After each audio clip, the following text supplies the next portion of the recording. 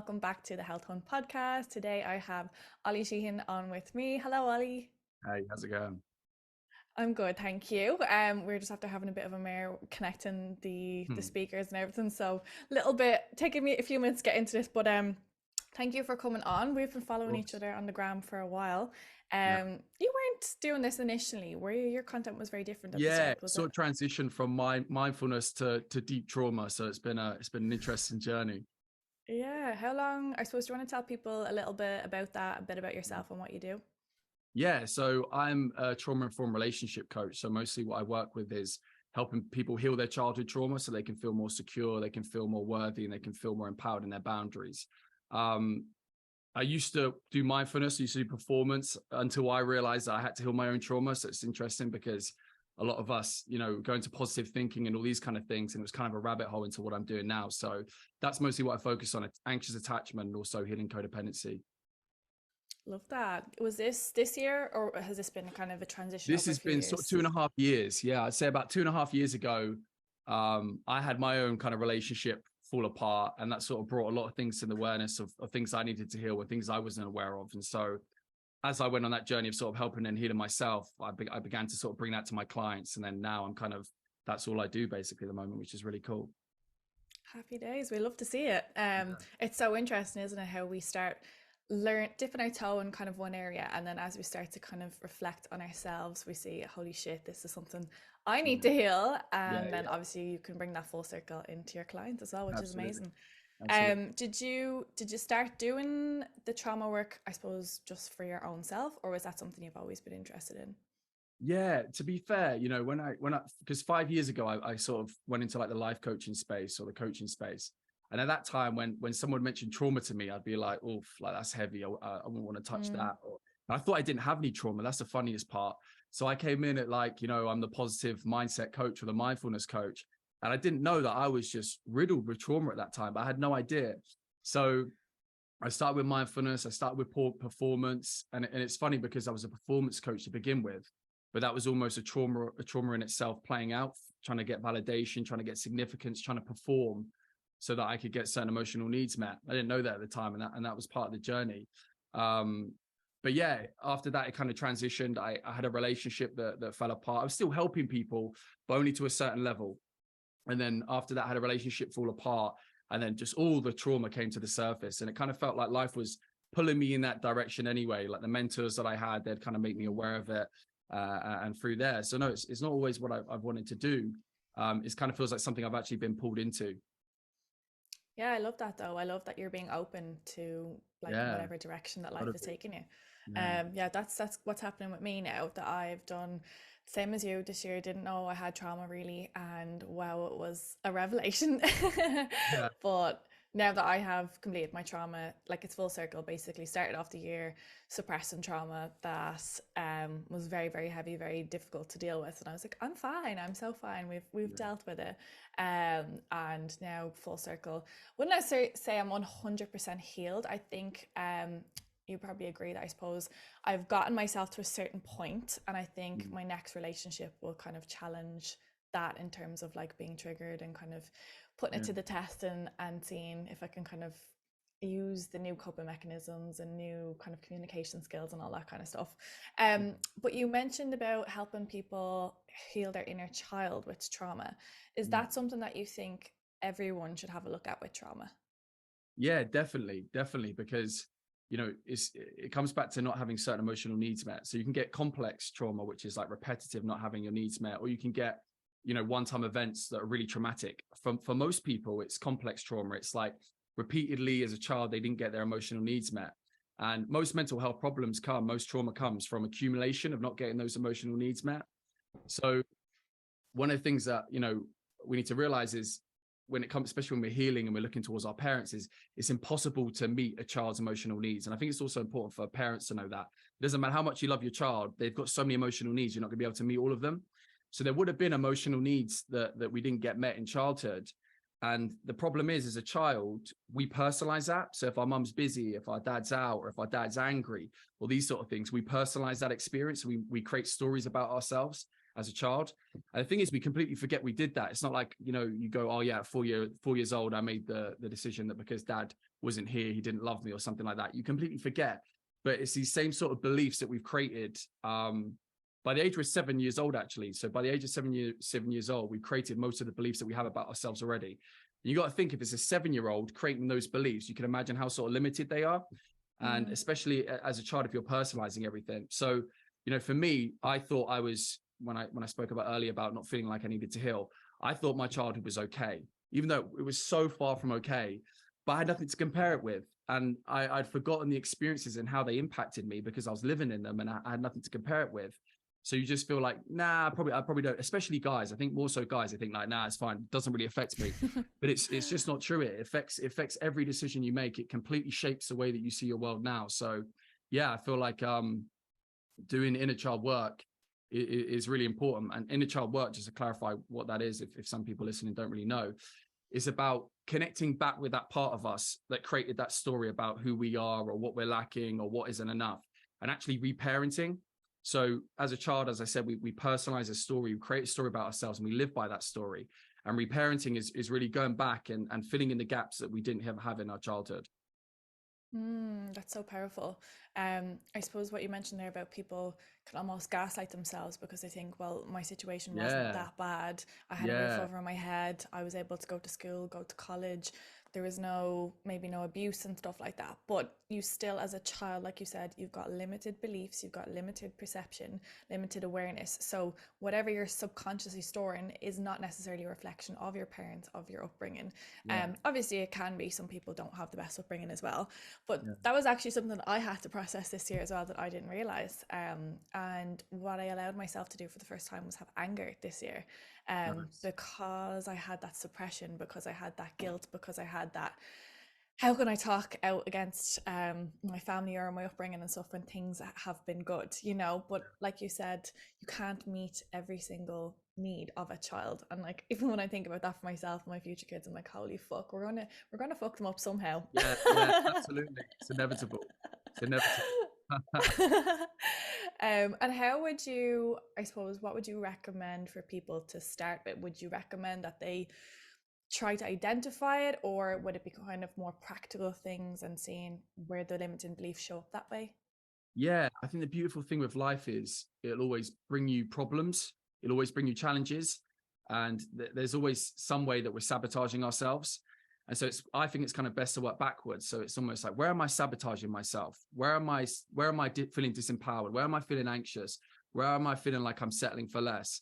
And then kind of working back from there and thinking like, well, what am I believing in order to do this? So for example, someone that struggles with boundaries, for example, they find they always people please, you know, it's like, in that moment that I'm people pleasing, in that moment that I'm giving away my power, like, what am I believing? Am I believing that, you know, other people's emotions are more important than mine? Am I believing that I'm a bad person, or I'm selfish, or I'm guilty for putting my emotional needs first? Or am I believing that I'm not safe?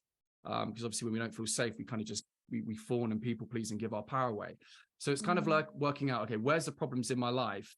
Because those are almost like the branches. And so we want to kind of follow the branches down to the root and kind of work out what kind of beliefs are coming from there. Once we've kind of identified the belief, that's when we can kind of do inner child work and kind of speak to our inner child, maybe create awareness around where this belief could have came from in the first place, and then be able to reparent ourselves out of that belief. I love that. I love the analogy of getting to the root, because at the end of the day, we're always projecting. We're always like Yeah. going about life with the lens through which we have created, I suppose, and people aren't aware of that. Some people think of that as, I suppose, just in the terms of manifestation, but you can actually create your own reality in terms of attracting different partners, or thinking someone's cheating on you because you're insecure or whatever that situation is, when it's actually coming from your own wounds. And I think, what was it, there was a one liner that really helped me. I can't remember what the quote is, and I always butcher quotes on the podcast, but it was essentially like, the I suppose the struggles in life are your way through, whatever that kind of one liner was. I think I've heard a few different ones, but I always would have shied away from them or suppressed any sort of pain or any sort of issues and just pretended I'm fine. When you actually get to like learn so much about yourself, uncover so much about yourself, and heal parts of yourself when you actually face the pain, when you actually face the struggle, and the uncomfortable emotions that's involved in all of that. Yeah. Um, with the inner child healing, what kind of modalities have you found most beneficial for you? Yeah. So I think it's kind of like a modality in itself, but it works really well with mindfulness or like hypnotherapy. So it's almost like the inner child is like our subconscious mind. So what we want to kind of do is like relax and get ourselves into a good state. So that's why they have like inner child meditations. So the kind of process that I use for healing your inner child, I call it like the ick method. It's not the ick that we Okay. think about, but it sticks in your head though. It's It ICC. does. Yeah. Okay. So the I stands for identify. You want to identify what your inner child's believing. So do they feel not enough? Do they feel not safe? Are they afraid they're going to be abandoned? Then what you want to do is you want to kind of get yourself into a meditative state, and you want to kind of connect and trigger that feeling within yourself. So for example, if you had the abandonment wound, you want to close your eyes, get yourself relaxed, take a nice few deep breaths, and you kind of want to trigger that feeling within yourself. So you kind of want to focus on what it feels like to be abandoned. A lot of the time we kind of like, as you said, try and move away from the pain or trying to avoid the triggers. It's almost like when we're doing inner child work, we want to go into that trigger and really feel where that is in the body. And the reason why that's so important is because a lot of people feel like trauma is in the head. They feel like, oh, I've got to change my belief, but trauma is all in the body. So what we need to do is we kind of need to connect with, okay, where is that trauma being held in my body? For the abandonment wound, a lot of the time it's in the heart. A lot of people will feel like pain or tension in the heart or fear in the heart. So what we kind of want to do is you want to trigger that feeling, feels like what it feels to be alone or abandoned, then connect with that feeling. Then you kind of want to describe what that feeling feels like. So you're like, oh, does it feel deep? Does it feel heavy? Does it feel on the surface? Does it feel light? That's really what helps you connect with that pain. Then what you need to do is like the second part, and it's about connect. So, one of the easiest ways that you can do that is just imagine what you would look like as a younger child feeling that exact same emotion. And 99% of the time, people can just imagine it like that. And then once you've seen that inner child feeling that pain, because that's a part of you that's in pain, you can really connect with them. They're feeling seen. And that's when you do the last thing, which is I call correct. And it's basically correcting the beliefs that they have about themselves, which is reparenting. So you say to them, first you want to validate them and say like, hey, I can see you're feeling afraid you're going to be abandoned. I can see you feel really anxious. I can see that you think everyone else is going to leave you, but I want to let you know I'm never going to leave you. And that's kind of what that reparenting process would look like. And the more that you have those conversations with yourself, the more you build that bridge, the more that you can release and the more that you can heal it. And the reason it's so important to kind of get in that meditative state first is because in a way we can, if we're trying to use affirmations alone of like, hey, you're enough, I'm here. Our inner child doesn't feel seen and they kind of feel invalidated. They kind of feel like their fear isn't being seen. So that's why it's so important before we try and reparent that aspect of ourselves, we get ourselves into a really meditative state and we also really connect with what's going on in the body. I love that so much. It's kind of like what can happen with affirmations and stuff like that is an element of toxic positivity. A lot of Yeah. people are like, just tell yourself you're enough. Just tell yourself you're worthy. Tell yourself you're great. You're lovable. Blah blah blah. Yeah. But Yeah. you're lying to yourself almost. Yeah. And what I always recommend that people do is like come to the neutral place first. Come to the middle Yeah. ground. You Beautiful. know, where Beautiful. you've resolved that you're either resolving, validating, or just not entertaining, I suppose, that part of you that is wanting to criticize or take you down or say mean or nasty things, and kind of revert that limiting belief just in that neutral place. So it's Yeah. not fully charged and it's not consuming you and taking over your life. Yeah. I love that. And That's so true. thank you. And then you can move forward. Then you can actually come around with the validation of the new beliefs, or you can come around with the affirmations and do all of the things. But you do need to, I firmly believe you do need to go to the place first where the pain is. And that's what people shy away from the most. But it really, like, I feel it's so powerful because you can do it so many different times and in so many different ways. Like, I've done it for trauma, I've done it for beliefs about negative self-talk, I've done it for something else in particular that I was doing it on a course. I think it was for manifestation or something. But you can do them with different intentions each time that you go Yeah. into them, which I think is so powerful because you can just always come back to that. And what I think helps people with understanding with preventing or reducing negative self-talk, if they're like kind of like body checking and stuff, is to visualize themselves saying that to their inner child. It's like, well, would you say Yeah. that to your younger Yeah. child who's so innocent and playful, and That's it. you Yeah. just wouldn't. You No, absolutely that's so wouldn't. true. That's so true. And that's another reason why I love the inner child work, because people really struggle to have compassion for themselves or empathy for themselves. And it isn't until you frame it in that way you've just framed it, you're like, oh, actually, I wouldn't talk to my inner child like that. So, and it's only until people can see the child vulnerable aspect of themselves that they actually feel like they deserve that empathy or that love. So yeah, spot on, spot on. Mm. And I think like exactly what you mentioned, that it's people will go about their lives unaware of this stuff, like it's unconscious. So Yeah, this is for anyone listening or watching, this is the benefits of working with coaches. Like we can see your blind spots. We can be like, okay, we're going to call that negative self-talk and we're going to rein that the fuck in because it's not serving you at all. I love. So yeah, I suppose what would be the most common beliefs people would come to you with? That's probably, there's probably so many. Yeah, I'll give you top three because there's three that I kind of see over and over again. So Okay. the first is definitely abandonment wound. Um, I think most people have an idea of kind of what that is, but if you don't, it's the fear that people are going to leave you. And you know, when we have that belief, it kind of attracts certain emotional experiences, or we attract certain partners. So I notice the pattern that kind of comes up again and again and again is when someone has an abandonment wound, they'll attract emotionally unavailable people. Mm. And what will happen is they'll get into relationships with emotionally unavailable people. They'll really struggle to assert their boundaries because they're afraid if I assert my boundaries, this person's going to run off. If I ask for what I deserve, this person's going to run off. If I start being who I really am, this person's going to run off. So that's definitely one of the beliefs I kind of see happening more. I think in women, I see more abandonment wounds. In men, I see more rejection wounds. Um, Mine was rejection. There was some abandonment there, but it was more rejection. But I'd say, yeah, it's probably that split between I those was two. abandonment. Yeah, yeah, it's abandonment. Yeah, okay, so that makes sense. The second is the not enough wound. So that's feeling like we're not enough, and most people, I say that the not enough wound is a wound that most people have. I feel like that's like a universal wound because you know I think we live in a society and everything that's like trying to make money off the fact of people not feeling enough. You know, again, especially for women. Um, so yeah, I feel like they're not enough, and how that kind of manifests is really self-critical because your sort of inner child believes, hey, if I really criticize myself, I can turn myself into enough. So most people that really criticize themselves, that's a sort of unconscious belief. If I'm really harsh on myself, if I put all these unrealistic standards, then that's going to turn me into enough. But obviously that's a cycle that you can't really get out of that way. In relationships, how that kind of manifests is you'll overgive. So a lot of people that don't feel like they're enough within themselves, they'll overgive to other people in order to kind of make up for that.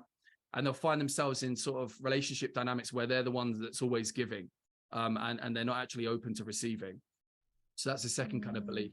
The last belief is probably a guilt wound, or I call it like the guilty inner child. And basically, this is created when you grew up and you saw your parents suffering or you saw them in pain and you kind of felt responsible for what was going on with them and you felt like you had to solve it, or worse, you thought you were to blame for it because again, as a child, we kind of personalize everything. So it creates this idea like, oh, I'm responsible for other people's pain, my needs aren't important, my emotions aren't important, I've got to put them last. And with that kind of wound, what we can kind of attract is, I say that attracts controlling partners, because when we feel like we're a bad person, it's almost like you'll kind of attract a bad person to realize what a bad person is. So if you feel guilty and you feel like you're always in the wrong, or you feel like a really bad person, a lot of the time you can attract someone that will control you, and they'll use guilt as a way to control you.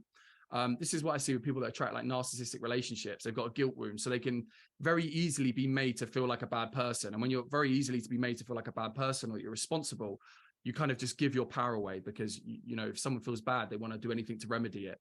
And a lot of the time they're just being gaslighted. So yeah, those are the three Mm. wounds I sort of see coming up the most. I know that what that's like all too well, unfortunately. No, honestly. I think as well, what people can do is when, like, I was kind of like Bob the fucking builder in that relationship, that I was like, oh, I'm going to fix this person and this is going to Yeah, be my validation. yeah, That although I can see the issues, I'm going to be the one that fixes it, and I'm going to be the one that is like comes out on top, and I'm going to be the one that's thanked at the end of it when it just doesn't fucking work out that way.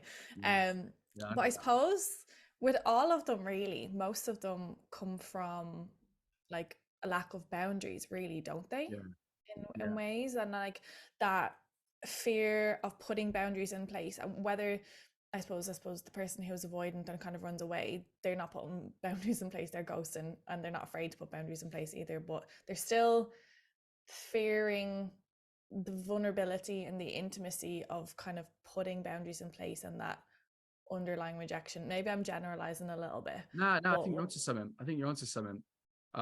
Definitely. Like, and you know, people that run ghosting, for example, a lot of the time it's like, okay, why would someone ghost? And it might be rejection because they're afraid, you know, a lot of the time when we run away, it's because we've got a wall instead of a boundary. So if someone feels like, oh, if I get too close to this person, I'm going to lose myself or I'll get rejected. So I'm just going to ghost or I'm going to run away. So that's more of like a fear of rejection. And that's probably why guys do that. Guys do that more. They'll kind of like disappear. So yeah, that can happen when we're afraid to get too close to someone, or we're afraid that we're going to lose our power or lose ourselves. That's when we'll create a wall instead of a boundary. And that's one of the reasons that why, you know, people do ghost. Casper the ghost. What would we do for I suppose, if people have the fear of rejection in their life? So as opposed to like fighting that urge to ghost, how could they move forward?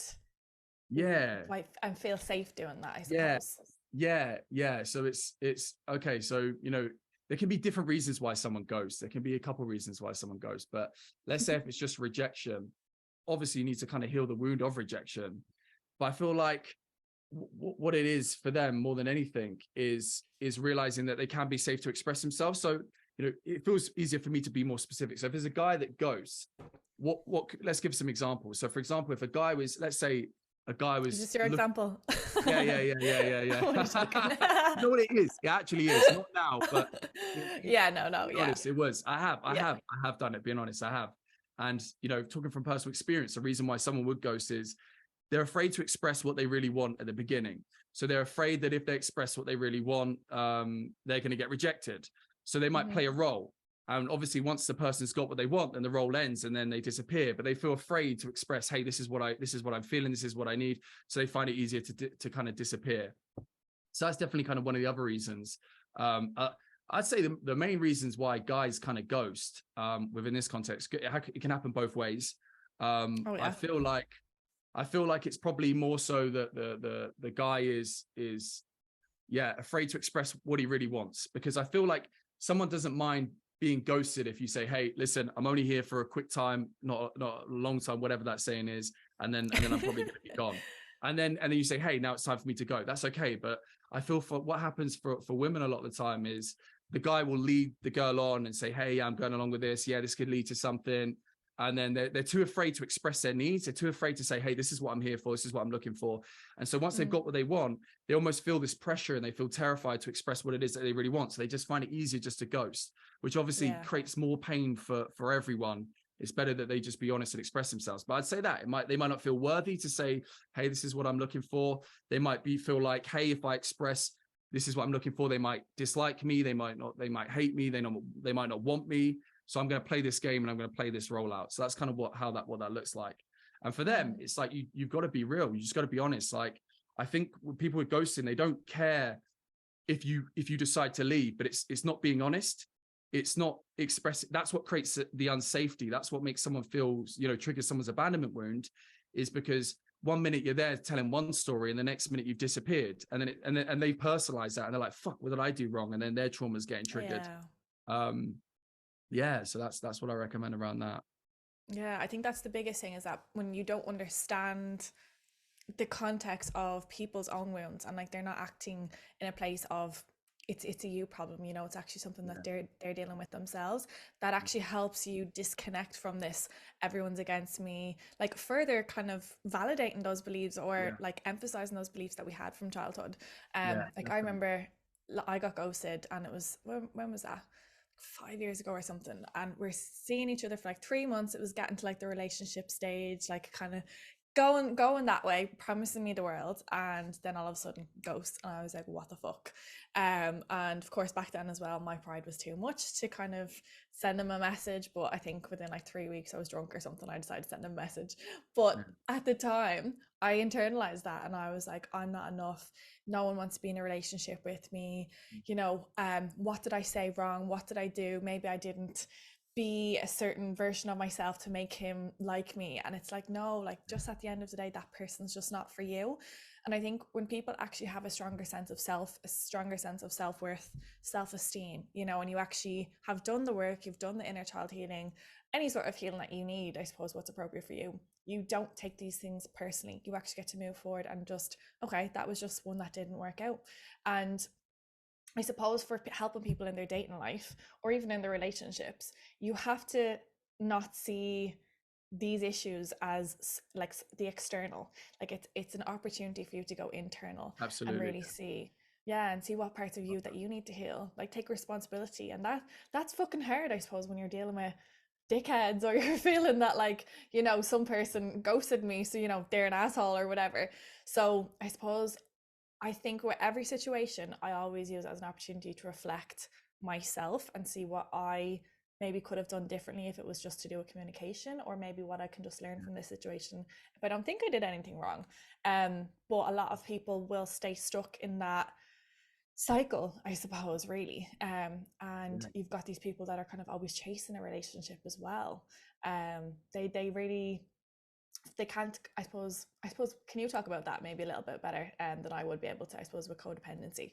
Yeah. So I love what you said, by the way, in terms of reframing that experience, because it's almost like when you get those when you do get ghosted or rejected, it's actually a great thing, because it brings that pain to the surface. And sometimes you actually need someone to ghost you. Sometimes you need someone to abandon you, to actually go like, oh, you know what? Like, being abandoned is fine. Being rejected is fine. So it can be really a real gift. And yeah, like you said, as long as you're taking responsibility. Mm, So yeah, in terms of the codependency, so codependency is this kind of ultimately what codependency is, you're looking for yourself outside of yourself. So most people who are codependent, they're not connected to who they are at their core, because maybe they didn't get certain emotional needs met, they didn't feel seen, they didn't feel enough, they didn't feel these certain things. And so what they're trying to do is they're trying to find themselves in other people. They're trying to find their identity. They're trying to find their self-worth. They're trying to find safety in other people. And, when you do that, it never ends well, because it's almost like you're always manifesting from a place of lack. So if you're codependent, mm, this is why a lot of people who are codependent struggle to have healthy relationships, is because the belief that they're coming from is, I'm not enough. I need to find someone to make me enough, or I don't feel safe. I need to find someone to make me feel safe. And what that does is, the seed is, I'm not enough, or I'm not safe, or I'm not worthy. And so what happens is, that's the energy that you're trying to manifest relationships with. And so people who are codependent, they'll end up attracting, unsafe relationships, relationships where people just end up taking from them, relationships where they feel even less worthy than they did before. So with codependency, it's all about realizing that everything that I've been looking for in other people can be found within myself, but it's usually kind of lodged um, beneath trauma, beliefs that we're mm, not enough, beliefs that there's something wrong with us, belief that, we're not worthy. All these beliefs are stopping us from seeing ourselves clearly. And so when we don't see ourselves clearly, we kind of want to be seen through other people's eyes. And so that's like one of the biggest things with people in codependency, is they want to fix. This is something that I experienced on my journey. You want to fix, you want to give, you want to be seen as a good person. You want to find your identity through other people telling you, rather than you actually knowing who you are. that's so deep. I think that will resonate with a few people. And it's a difficult pill to swallow, like when you kind of hear that about yourself for the first time. I think I think I was hyper independent. Yeah, so I was hyper independent before the narcissistic relationship, and then afterwards I realized I was actually codependent. So I was like, okay, well, let's go back to being hyper independent because we don't need anyone. Yeah. But I suppose it's still, I suppose that would be kind of the anxious avoidant attachment style, really, wouldn't it? Yeah, absolutely. Absolutely. Yeah. You kind of flip between the both. Yeah, yeah. And I think that that's something that can be even more difficult to feel into, because then I'm like, okay, well, I keep people at a distance so they don't hurt me.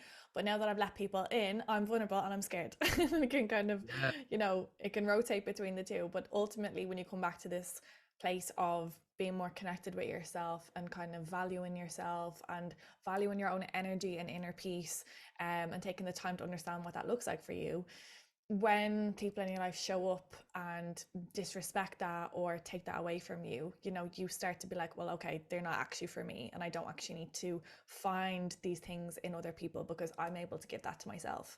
And it's so fucking powerful. Like when you realize you can do that for yourself, you're like, I'm untouchable. Like I can be single for as long as I want, or I can be in a relationship, or I can be committed to a relationship, and the minute that it starts to turn differently, I'm going to be okay in that as well. Obviously, there'll be little bits of pain along the way, but I think breakups and starting new relationships or dating, like this cycle, doesn't have to be so painful. We don't have to have so much attached to it each time that we get into it, when we actually come back to that place of connection with ourselves. Yeah, definitely. Beautifully said. Mm. Beautifully said. Thank you. Nice. Uh, Can I ask you a oh, question actually? traumas. Can I ask you a Yeah, question? I know you did you put it on your story, you did psychedelic, was it psychedelic? So you had like a, how was that for yeah. you? I've done it as Um, well. uh, I had a good experience with it, so I was curious what it was like for you. Unreal.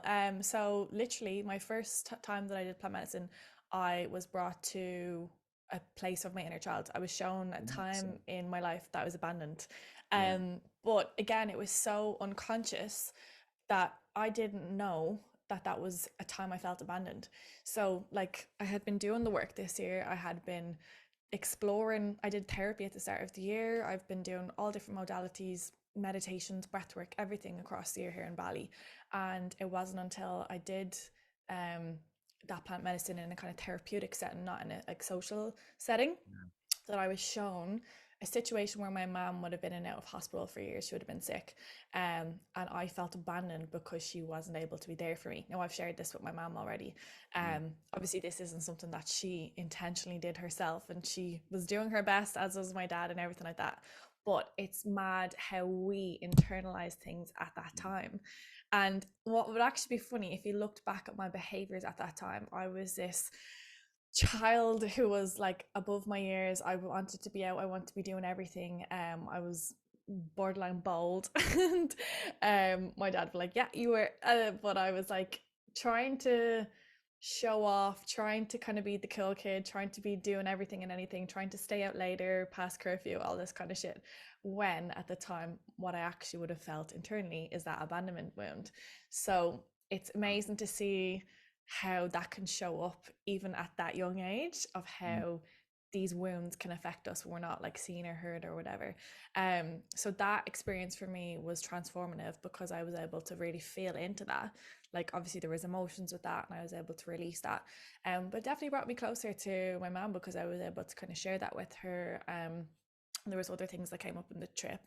My most recent trip on the weekend, my dad's perspective of around that time came up, which is fucking crazy because like I never felt before doing these that I ever needed to go back to that time and kind of have a look at that because again nothing was ever wrong with how we were looked after. So many other family members supported us while my dad was trying to look after my mom and everything, so it was never something that like you would look from the outside in being like, yeah, there's those kids aren't being looked after or anything like that. It was literally just in the moment how I internalized that. So Mm. yeah, it was insane. But Yeah. again, my shroom trips are very cathartic, very emotional, very much showing me like the shrooms present to me Yeah. Yeah. parts that I need to heal. There was parts with trauma, sexual trauma. There was parts of when I was bullied. There was parts of um, this one was really about like looking at my womb and healing my womb. It was fucking crazy. So yeah, each I know I've only done that twice, and I'm not going to do that for another long time because the one on the weekend was very intense. I would say it was almost like an ayahuasca experience. So I'm kind of gonna take a while to integrate that. But how Mm. was your experience with them? Yeah, very, very similar to yours. Very similar to yours. Mine was rejection. So like I took the shrooms and my friend told me before I took them, he's like the shrooms becomes your therapist. So almost like holds a space for you and then it shows you a couple of things that you completely forgot about. So mine was similar. I think, you know, my parents weren't about or my dad was an emotionally available person at all. And I remember my dad was like my superhero growing up. You know, I looked at my dad and I thought, hey, he's incredible. I want to be that guy. And I didn't feel loved by him. So when I took the shrooms, it kind of showed me as a kid how I was looking to get love from my dad, and I didn't get it. And so I felt rejected, and it kind of just brought that up. And it was a big release, massive release. But I'd forgot Mm. about it, like yourself. Like the experience that it showed me, I was like, I didn't think that was important. I didn't think that was a big deal, but it was a massive deal. Yeah, it's so deep, deep, deep in there that Yeah, we yeah. almost need that. Like, so I've done breath work this year. I've done different modalities with the intention of like looking at my inner child and kind of looking at subconscious beliefs, and it was never ever brought up. So, like what you said there, it's literally like the shrooms become your therapist. Like, I want to shout this shit from the rooftops, and I initially was kind of afraid to talk about it, but I cannot deny how transformative and like life saving that this stuff could be for people.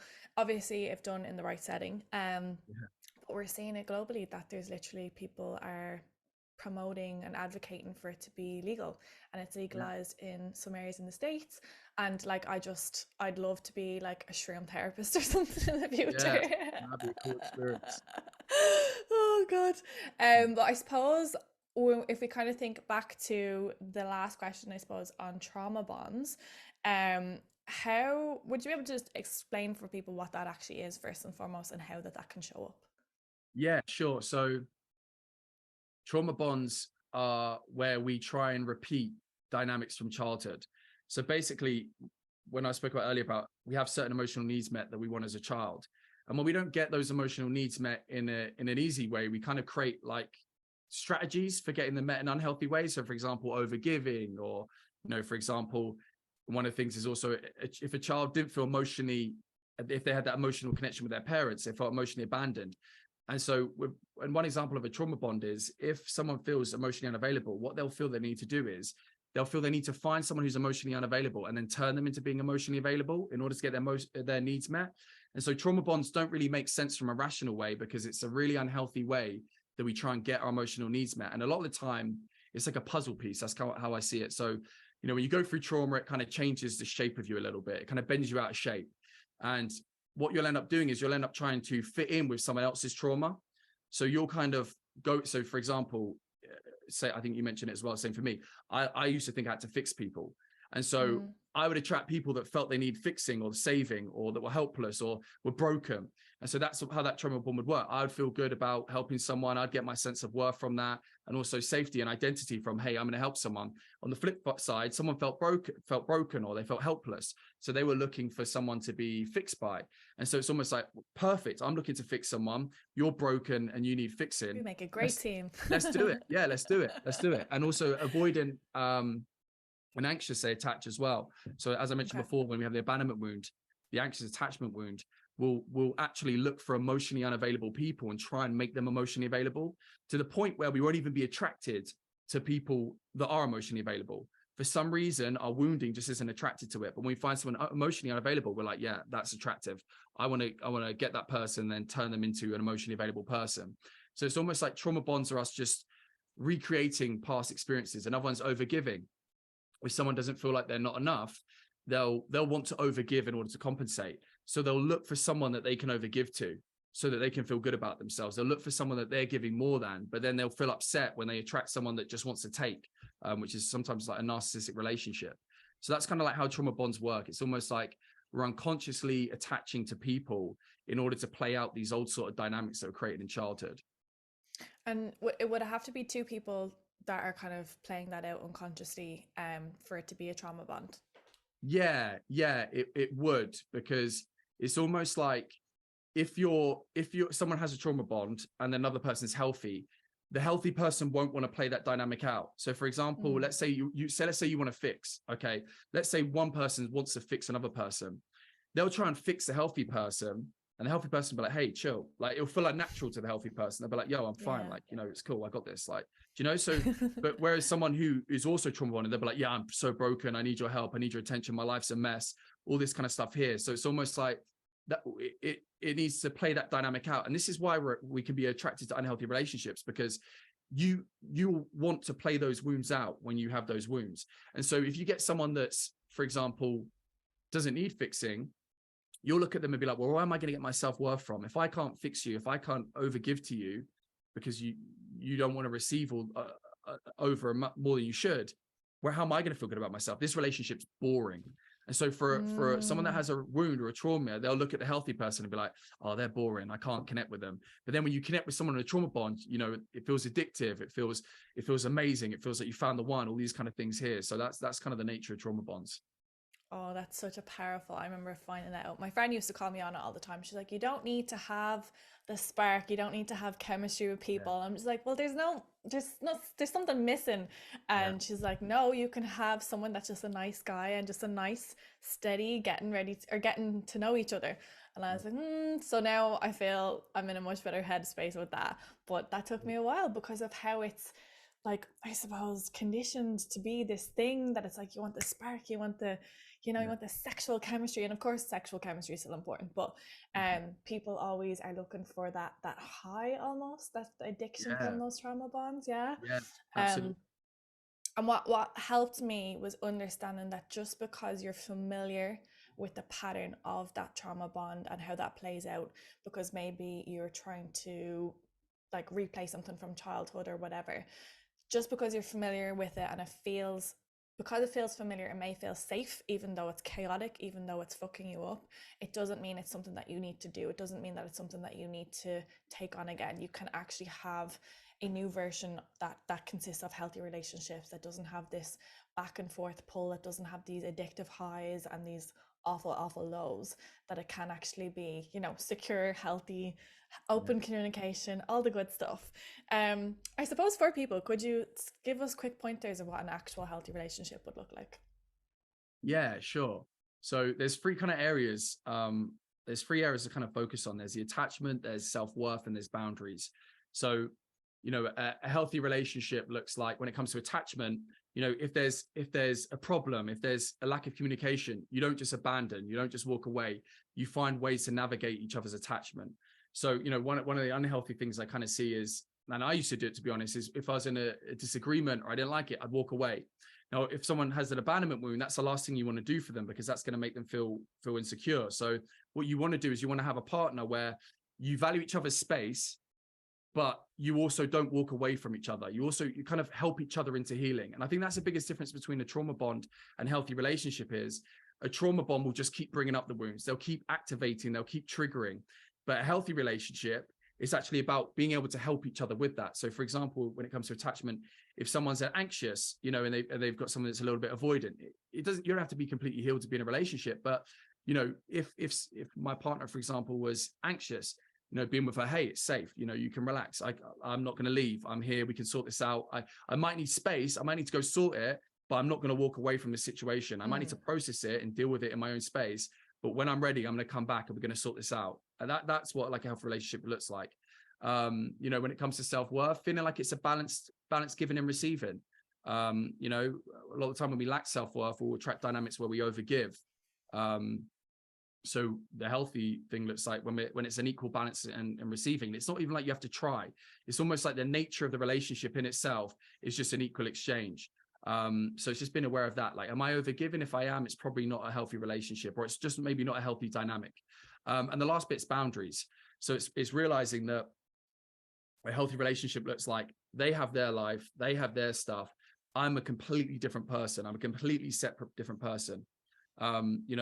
Their problems are theirs. I'm here to support them, hold space for them, and guide them or support them in whatever way I can. But I'm not here to help them. I'm not here to fix them. I'm here just to hold space. And I think those are the sort of three elements that you need to look for in a healthy relationship. Yeah, that's so nice. I think what's really important is that with the open communication, that whatever the wounds are, whatever's coming up, is that you're on a team. Like, you're trying to help each other move forward, move through.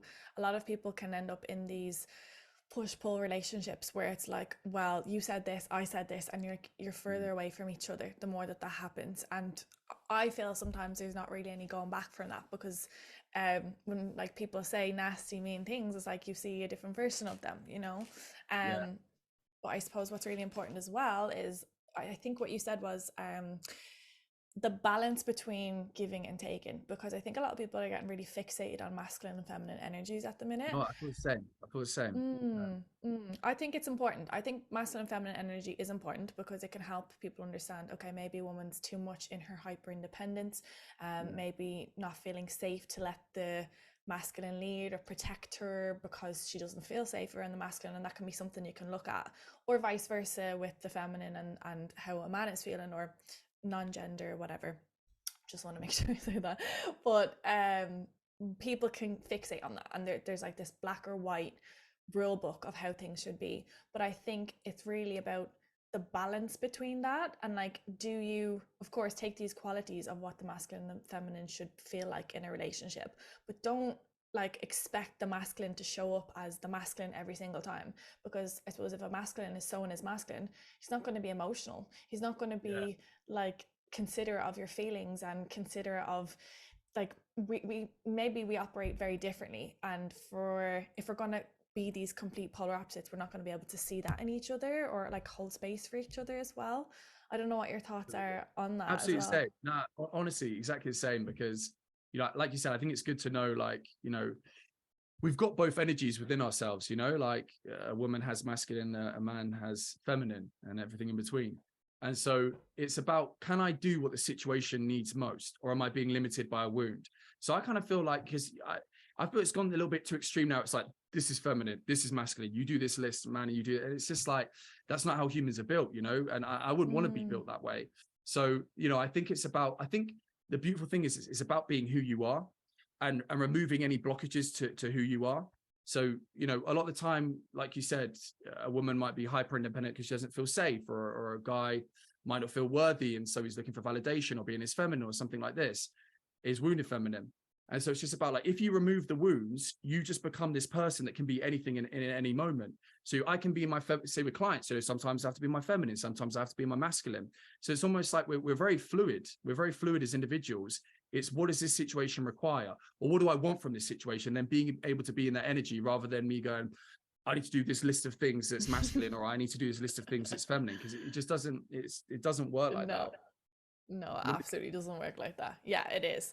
But yeah, I think that's important, because I know a lot of people who are really shifting towards like embodying that and using it as a gospel, but it's like, no, humans are complex, you know. And like, I don't even think it helps people to be like, I need someone who's very masculine in this situation or very feminine in this situation. It's like, okay, see how you two vibe together and see what it requires of you. Maybe it is going to be an opportunity for you to drop back more into your feminine because you've got more of a masculine man, or vice versa, or whatever. If there's an opportunity for growth there, go for it. But if not, like, you should be fine by yourself. Yeah, you're definitely. enough how you are. That's it. That's it. That's it. 100%. Because because if you go back to codependence, where it's like, oh, I only need these sort of small things, and it's like, we're not alone. We spend a lot of our life single. We can't rely on someone else. That's codependent. So it's almost like, Mm, you know, a woman needs to integrate her masculine. She needs to feel safe. She needs to support herself. She can't look for a man, and vice versa. You know, a guy looks and needs to know how to nurture himself and his emotions. He can't, you know, look just for a woman to do that. Otherwise, he turns that woman into his mummy, you know? So absolutely, you need integration of both. yeah, I think that's so important. We love a man who shows emotions. When I'm seeing so many lately, and I'm like, go fucking you. Just a book, I suppose, that helps people is How to Do the Work by Nicole LaPera. I found that a very beneficial book, yeah, for understanding like inner child healing, attachment styles, how you're, I suppose, because what we spoke about was like parenting and how our families can affect us in ways that we might not be aware of, because it's not a typical, like, the mother, the father is not an alcoholic, you know, all this kind of usual childhood stereotypes, let's say, that we would consider as a something that would affect us in our adult life. So that book really has like a manuscript almost of many different situations that can show up of you not feeling seen, heard, worthy, etc., etc. So I think that's a really good book. But I have a question for you. Mm. What 1 to 3 pieces of advice would you give to your younger self? My younger self. That's a good question. I think accepting yourself completely, you know, that's to do with the feeling of rejection. So it's, you know, I think you can spend your whole life trying to become this person you think you need to become in your mind. And I've realized a lot, it's not about trying to become this person, it's about trying to accept this person. So I think accepting yourself completely rather than trying to become something is my first piece of advice. I think not trying to don't try and look for self-worth through achievement. I think that's another big one for myself. That my younger self, he was always trying to achieve. He was always trying to become enough for achievement or validation, these kind of things. So I'd say to him, you're enough as you are, man. You know, you're enough as you are. And also I'd say to him, you know, you're not responsible for other people's emotions. You're not responsible for fixing people. You have to take complete responsibility for how you feel. You know, the most loving thing you can do for someone is to make them responsible for their own stuff. So that's what I would say to him. Love that so much. Thank you for sharing. Thank you so much for coming on. Can you tell everyone listening where they can find out a little bit more about you and your services? Yeah, of course. So I'm on Instagram, Olly Sheehan, and I'm also on TikTok, Olly Sheehan as well. So feel free to drop me a message if any of this has resonated. It'd be cool to connect. And thank you for having me, Ola. I Amazing. appreciate it.